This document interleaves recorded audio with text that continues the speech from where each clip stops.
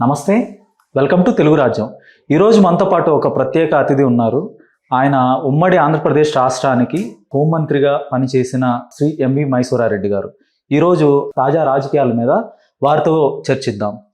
Sir నమస్తే. నమస్తే. ఇటీవల కాలంలో కాపు నేతలు దాసరి రాము కానీ, బొల్లిశెట్టి సత్యనారాయణ కానీ, తర్వాత మరొక గుంటూరుకు సంబంధించిన అడ్వకేట్ రజని, ఇట్లాంటి వాళ్ళు కూడా కొంత కాపు సామాజిక వర్గం గురించి ఎక్కువగా ఆలోచించిన వ్యక్తులు పవన్ కళ్యాణ్ని గతంలో ప్రతిపక్షంలో ఉన్నప్పుడు కూడా, ఆయన ఓడిపోయిన సందర్భంలో కూడా సమర్థించిన వ్యక్తులు, బాగా భుజాన వేసుకొని మోసిన వ్యక్తులు ఈరోజు బయటకు వచ్చి విమర్శలు చేస్తున్నారు.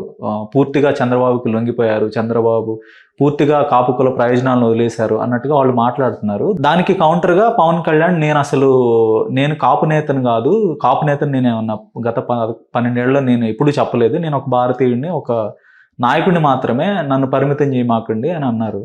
సో కాపు నేతల్లో ఒక డిసెంట్ ఏమన్నా పెరుగుతుందని అంటారా? అంటే పవన్ కళ్యాణ్ మీద ఏమంటారు? అంటే ఇప్పుడు జనరల్గా అది రంగా హత్య తర్వాత కాపులంతా కాంగ్రెస్ వైపు మగ్గినారు, ఓకే, కమ్మలంతా తెలుగుదేశం వైపు ఉన్నారు. కొంచెం అక్కడ కాపు కమ్మ విభేదాలు ఉన్నాయి. అవి ఇప్పుడు అంత సమసిపోయినాయి, అంతగా లేవు, ఏదో కొద్దిగా కలిసిపోయినారు. కలిసిపోయే సందర్భంలో కూటమి ఏర్పడింది. గతంలో చిరంజీవి ఒక మారు ప్రయత్నం చేసి వైఫల్యం చెందినాడు. పవన్ కళ్యాణ్ గారు కూడా ఏదో కలుసుకొని పోతే బాగుంటుంది కదా అని, ఎందుకంటే ఆంధ్ర రాజకీయాల్లో ధన ప్రభావం ఎక్కువ ఉంది కాబట్టి సింగిల్గా చేయాలంటే కష్టం అని చెప్పి కలుసుకొని పోయిండొచ్చు. కూటమిగా ఏర్పడినారు, కూటమి ద్వారానే పోయినారు.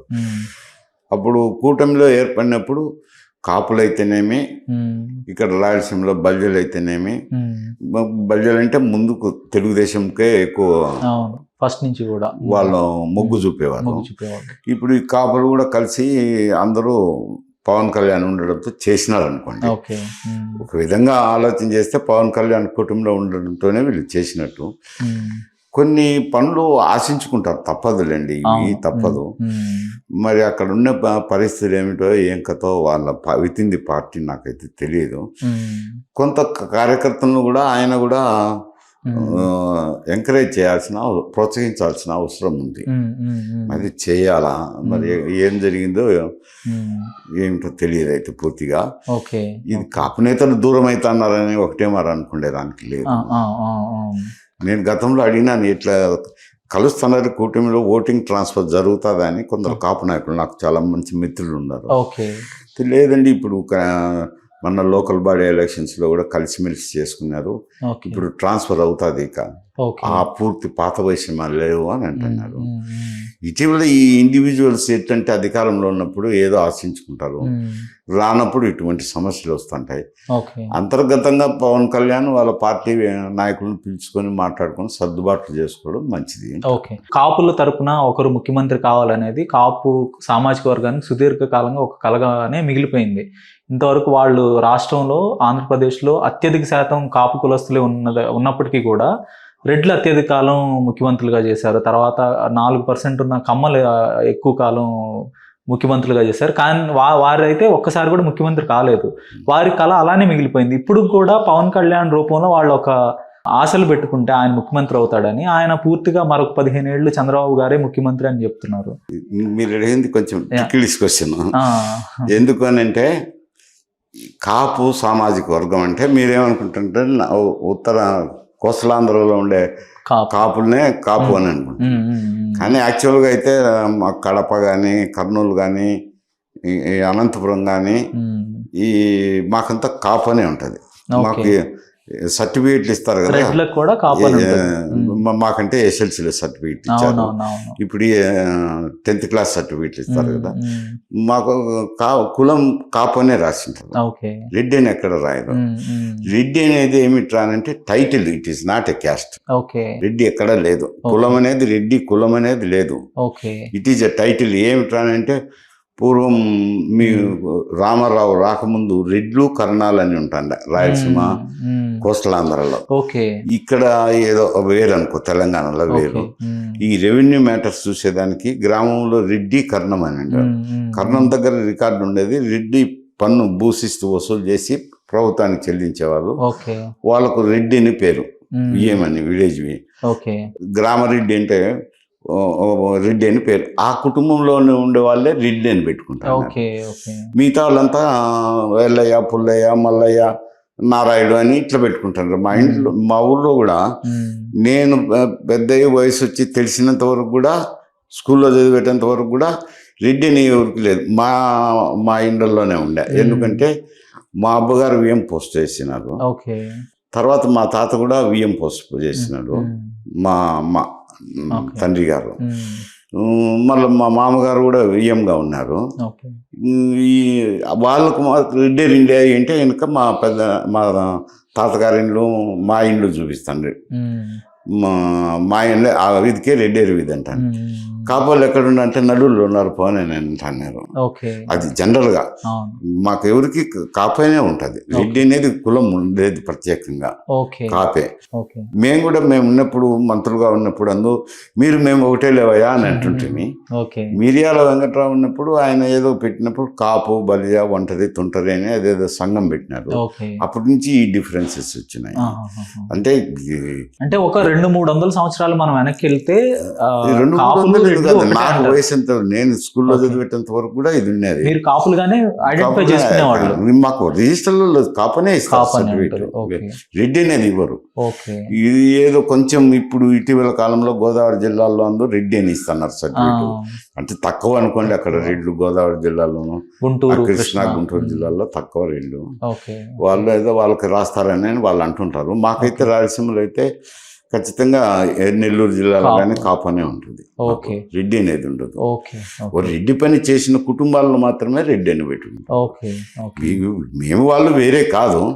కాకపోతే మీరు ఇది ఒక సంఘం ఏర్పడిపోయింది ఉండేది. మేము ఉన్నప్పుడైతే మేము ఒకటే లేవయా అని ఇప్పటికి కూడా అంటుంటాం మేము. అయితే ఇది ఉంది అనుకోండి, వాళ్ళలో కూడా కావాలనేది ఉంది. ఈ సుగా ఎదగాలి కదా, అది ఒకరిచ్చే వచ్చేది కాదు కదా. రాష్ట్రం మొత్తం మీద పర్సెంటేజ్ ఆఫ్ ఆ కులం బేస్ చేసుకొని ముఖ్యమంత్రి కాలేరు. వేరే ఫ్యాక్టర్స్లో అవుతున్నారు ఇప్పుడు. ఆ సామాజికంగా కానీ ఆర్థికంగా కానీ కొన్ని ఫ్యాక్టర్స్ అన్ని కలుపుకుని కావాలా. ఆ స్థాయికి ఎదిగిన వ్యక్తులు వస్తే అయినా తప్పేం లేదు. మరోవైపు తమిళనాడులో విజయ్ గారు ఒక సినీ నటుడు, పవన్ కళ్యాణ్ కన్నా కొంత వయసులో చిన్న వ్యక్తి. పార్టీ పెట్టిన 2 ఏళ్లలోనే ముఖ్యమంత్రి స్థానానికి వెళ్ళిపోయారు.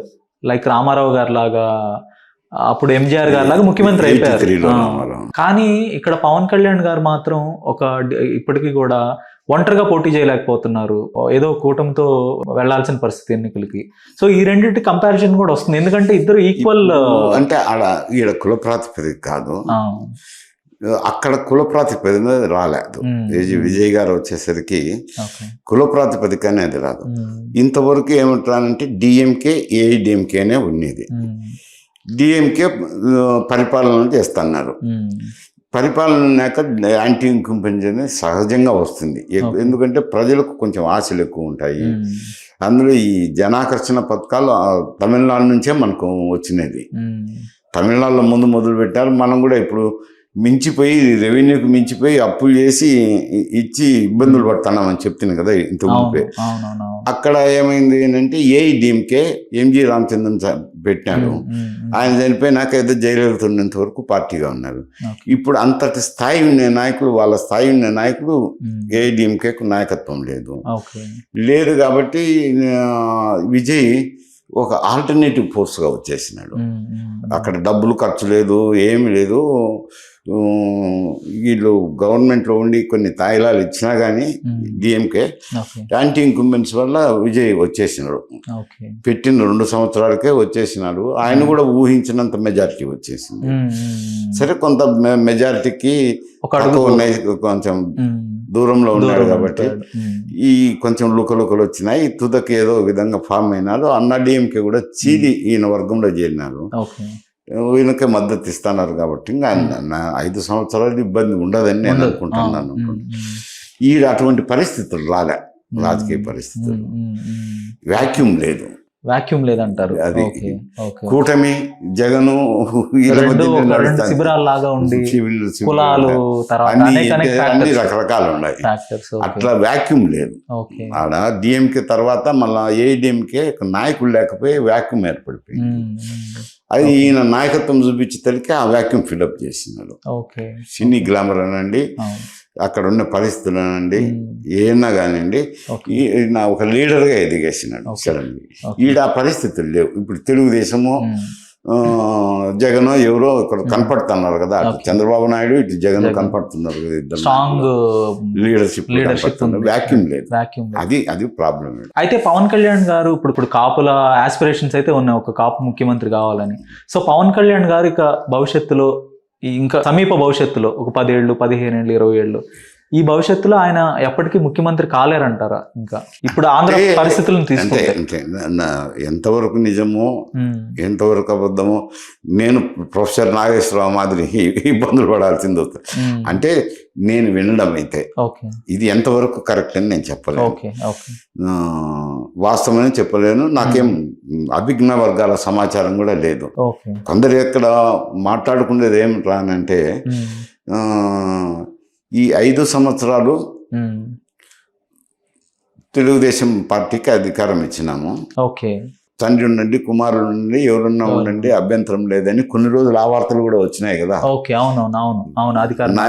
ముఖ్యమంత్రి మార్పిడి ఇతింది కూటమి వచ్చినప్పుడు చెప్పినారని ఒక వార్తలు. ఇది ఎంత మాత్రం నిజమో కాదు నేను కన్ఫర్మ్ చేయలేను. అటువంటి వార్తలు అయితే వచ్చినాయి. నెక్స్ట్ 5 years వచ్చినప్పుడు మాకు కావాలని అడిగినారని. అప్పుడు నెక్స్ట్ 5 years అంటే ఆబ్వియస్ గా పవన్ కళ్యాణ్ దృష్టిలో పెట్టుకొని అని అప్పుడు జరిగినాయి. ఇది ఒక 3 మాసాలు 4 మాసాల కిందట ఇటువంటి చర్చ నడిచింది. ఈ నాగేశ్వరరావు తగాదాలు ఇవి రాకముందు అటువంటి చర్చ అయితే సోషల్ మీడియాలో నడిచింది. అటువంటి సందర్భాలు వచ్చి రావచ్చు. అయితే కాపులు కూడా ఓపిక ఓర్మి ఉండాలా, వాళ్ళ నాయకుని బలోపేతం చేయాలి కదా. ధన్యవాదాలు సార్, మీ సమయాన్ని కేటాయించినందుకు తెలుగు రాజ్యం కోసం మీకు ప్రత్యేకంగా ధన్యవాదాలు తెలియజేస్తున్నాను సార్. హలో, తెలుగు రాజ్యం ఛానల్ చూస్తున్నారా? సామాజిక రాజకీయ జీవన చిత్రణే తెలుగు రాజ్యం. అతిశయోక్తులు అసత్యాలు ఉండవు. రాజకీయ కోణం కాదు, ప్రజా కోణమే కొలబద్ద. తెలుగు రాజ్యం వీక్షణ మీ ఉత్తమ అభిరుచికి నిదర్శనం.